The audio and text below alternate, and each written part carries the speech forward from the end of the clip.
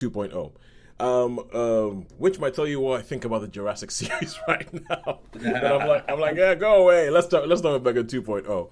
So, Megan 2.0, a couple of years ago, we had Megan. I think it was probably around about COVID times. It sort of came out around about then. And it was one of those films that sort of snuck underneath everybody's radar to become a little bit of a cult classic, I think you'd have to say. And the whole idea behind it, it's almost a bit like an updated Child's Play. But only you have Alison Williams, who plays a woman who is like she's a robotics engineer, so she's working on building this whole new toy. So you have your smartphone, you have your smart everything, and the idea was like to build a smart companion for kids. And we're going to build this doll that would be everything there for the kid to sort of like, and it was almost kind of like renting out your parenting. Now this is a film, so obviously it went wrong. It went wrong, and it turned out that they hadn't quite done this thing. They rushed to get it to market. The robot went a little bit murderous, and it's no spoiler to say that by the end of the first Megan movie, they defeated the robot, they killed it, they burnt it, and everything like that. But in typical horror movie stuff, Megan died, but she got better.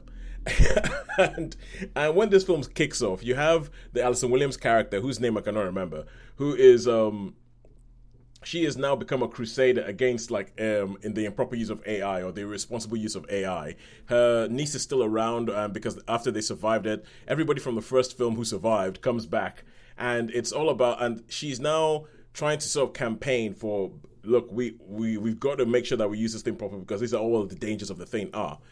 And she's living in this improbable house, which she says, our landlord, we got it really, really cheap in this area. And these things keep happening that go around the place that show that somebody, somewhere, through technology, might be keeping an eye on her and her niece, still, 2 years after the first film. And when the film kicks off, it kicks off with one of these sort of things where it says, somewhere on the Turkish-Iranian border, or something like that.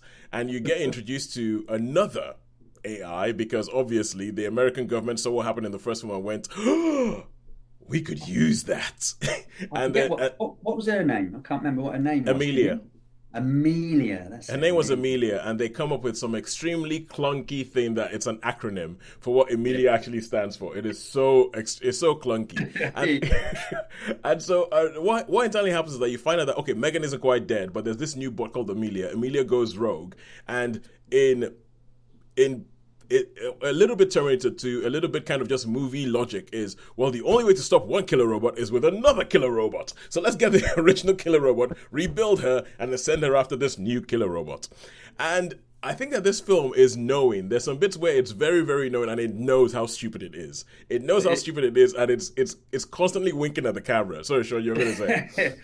Yeah, it's like there's even the song bit in it that was in the first one, isn't it? And enough of that. The song, oh my god!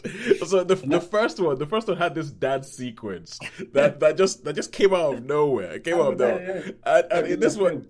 Yeah, this one has a dance sequence as well, which is just kind of like you can almost feel the filmmakers just sort of like stifling giggles behind the camera. You can almost sort of like go like, this is so stupid. I can't believe we're getting away with this. Like, I can't believe they gave us money to make this. And you can there's bits where it goes in. I do think, however, Sean, I don't know what you think, but I do think that the film is too long. I think that the film is too long. If this film had been half an hour shorter, I think it would have been better. If it had been half an hour after, I think it would have been punchy. But they keep getting to this point where I kept coming to the point where, okay, cool. And here is where you would have the crescendo. And here's where oh my God, no, it's still going.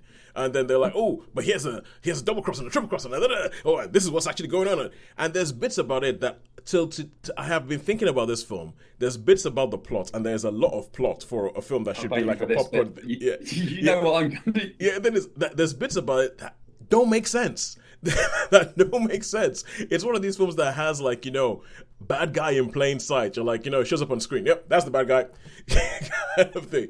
And there's a bit where even within the logic of the film, somebody goes, yeah, but you can only get in there with my fingerprint. And I'm like, wait. But if they can only get in there with your fingerprint, how is nobody realizing that means that you're not on their side?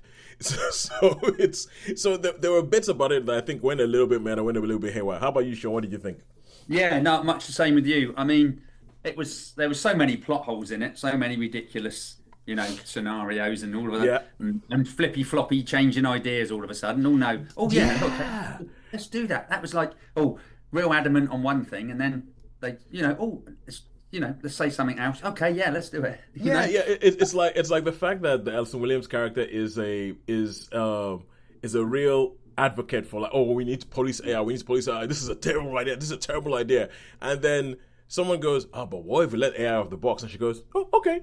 Yeah, that's it. And I mean, it was silly, really. But like you Yeah, say, it didn't take itself seriously. Now, if films don't take themselves too seriously, I can forgive plot holes. I can forgive that because they know they're just sort of saying to you, look, this is, stupid things are going to happen. Just run with it and just yeah, have a good time. Whereas some films are stupid, but they take themselves serious, like Drop or whatever, or things like that.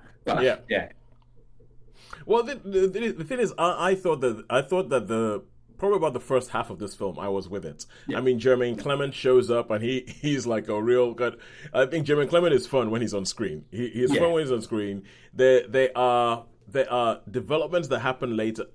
Essentially, I think that there's too many developments. There's just too yeah, many developments that happen in the film. They keep just yeah, piling development on top of development on top of development.